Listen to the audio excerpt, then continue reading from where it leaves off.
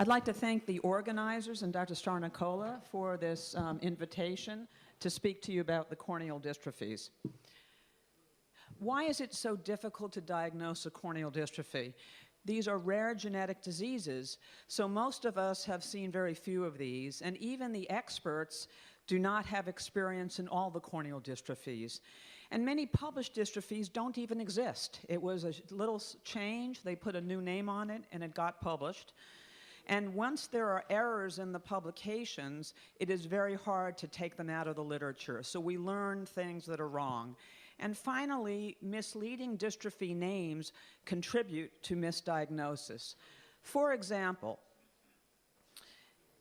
this is a family that saw me. They had seen many excellent corneal specialists in the United States, and they couldn't get a diagnosis. These two individuals even had corneal transplants and did not have a diagnosis. I took a look at them and saw they had a central opacity and an arcus when they were older, and a small opacity when they were younger. This is classic Schneider's crystalline corneal dystrophy. That was the name, Schneider's crystalline corneal dystrophy, and yet they didn't have any crystals. So I found in my studies of Schneider's corneal dystrophy, only half had crystals. But this is a good reason why the other specialists, even though they were excellent clinicians, could not make the diagnosis. And so what is a corneal dystrophy? This is a hereditary disease, but not all are hereditary. Epithelial map dot dystrophy is a degeneration. It's not hereditary. They are classically bilateral, but not all are bilateral. Posterior polymorphous dystrophy may be unilateral. They typically have a corneal opacity or some type of deposit, and they are not supposed to have systemic associations. But Schneider's dystrophy, 2/3 of the patients have high cholesterol. So there's an exception to each of the parts of the definition. And why is this? This is a historic term. This is not a medical term. This is not a good term. This was a term that was used first in the 1880s and 1890s, and these were described on how the patient looked, or phenotype, and the histopathology. But we knew nothing about genetics at that point, and genetics has changed our knowledge. So in 2005, with the support of the Cornea Society, I organized the International Committee for the Classification of Corneal Dystrophies to update our knowledge, take out what we know is wrong, make something that was user-friendly, and for the first time, reflect what we knew genetically. This is a system that will assist everyone in this room if you want to make a diagnosis of a specific corneal dystrophy, because none of us know all the corneal dystrophies well, even myself. So how do you do this? You go on the Cornea Society website, www.corneasociety.org. This is what you will see, and you will see publications, and over here is IC3D. And when you click on that, you can get the article in English, Spanish, and German. Unfortunately, not yet Italian. So what do you see? If you see someone with a stromal dystrophy or an epithelial dystrophy or something in Bowman's membrane, you pull up, you flip through the pictures, and you see a dystrophy template. And what this is one page on the names, the genetics, the signs, the symptoms, the histopathology, and the photos. And we changed the name from Schneider's crystalline corneal dystrophy to Schneider's corneal dystrophy, and here are some pictures of Schneider's. But we wanted this to be a living document because knowledge changes. And as knowledge changes, we have to change. We wanted something we could update. So in 2015, we published the second edition. And what I want to share with you today is what is new in the corneal dystrophies and what has changed. There is still free access of the article on the Cornea Society website, but there's also access through PubMed if you click the Walters Kluwer icon. And now we have also added confocal images and histopathology. One thing we have to acknowledge is most dystrophies, or many, are not just on one layer. So we have an anatomically based system, but we have now added and change the classification. So for example, instead of epithelial dystrophies, we have epithelial and subepithelial dystrophies. But I want to point out this dystrophy called EREDS, or epithelial recurrent erosion dystrophies. I don't think most of us in this room are familiar with this, and it exists. And if we're not familiar with it, we can never diagnose it. So let me tell you about this dystrophy. It's autosomal dominant. We've found the gene. It's on chromosome 10, and it starts in early childhood. Now, why is this important? Because there are other corneal dystrophies that cause recurrent erosions, MAP dot fingerprint, Fuchs dystrophy, and Reese-Buechler's, Thiel-Behnke, lattice, granular 1, or classic granular, and granular 2, also known as Avellino. But now also include this. How do you make the diagnosis?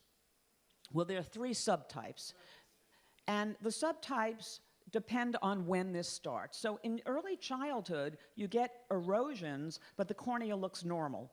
But by the time you get to adulthood, you have some corneal haze, and you will see some pannus. This was actually first described by Francischetti in 1920s, but Walter Lisch also looked at a family and confirmed this more recently. There are 2 subtypes of this, described by Hammer, and the difference is when the recurrent erosions start, when they decrease or stop, and if the visual acuity is affected. In fact, in this variety, half of the patients had corneal transplants. So this is someone who shows up as an adult with bilateral corneal opacities, autosomal dominant, but you don't know why they had it. I also want to point out the yellow dystrophies in the stromal dystrophies. These are the ones that were classically considered stromal dystrophies, lattice, granular, granular 2, or Avellino.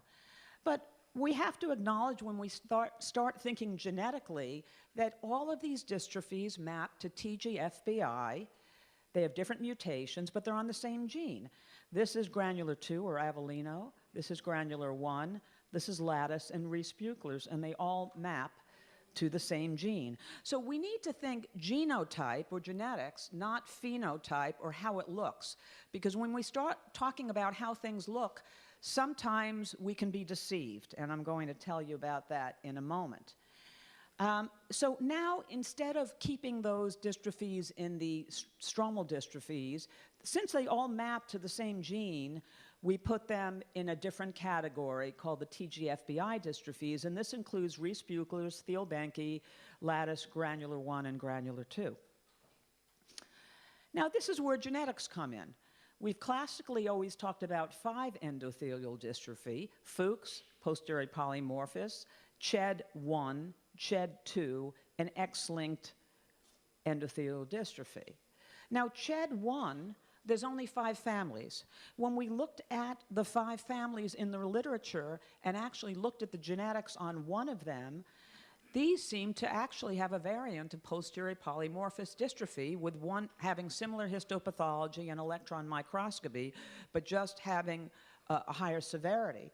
So the conclusion was that there is no CHED1, there is no autosomal dominant CHED. We believe this is just a variant of posterior polymorphous. So now, instead of having 2 different types of CHED, we believe the only type of CHED is the autosomal recessive CHED, previously called CHED2, where congenitally you have abnormality, no endothelial cells, thickened Descemet's membrane, and a cloudy cornea with loss of vision. And now, instead of 5 Descemet and endothelial dystrophies, we have 4, and we only have 1 CHED. So what are the corneal dystrophies? These are hereditary diseases. The name is recognizable, but it's historic. It really has very little meaning. Many, but not all, are hereditary.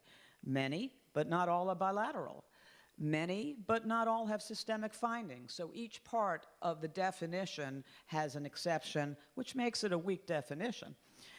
But when you're in the clinic and you're seeing a patient and you wonder, I think they have a corneal dystrophy, but I'm not sure which one this is, you have a lot of company, because none of us know all of them very well, because they're genetic diseases. So what you can do is just access on your computer the website, pull up the article, flip through the photos, and see. If you bear me 2 more minutes, I just want to go back to Schneider dystrophy. And Schneider dystrophy, because this is a stem cell organization, I want to share with you something we presented at ARVO, where my group, with the collaboration of Winston Gao at University of Cincinnati and Howard Kruth at NIH, we generated a mouse model of Schneider corneal dystrophy. And then we have used stem cells to see, can we reverse this? So this is a mouse model, no injection in one eye, stem cells in the other eye.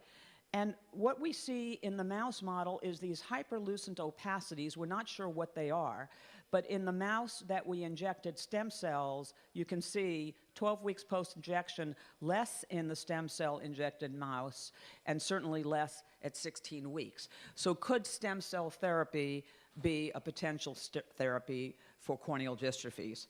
We will yet to see. Thank you for your attention.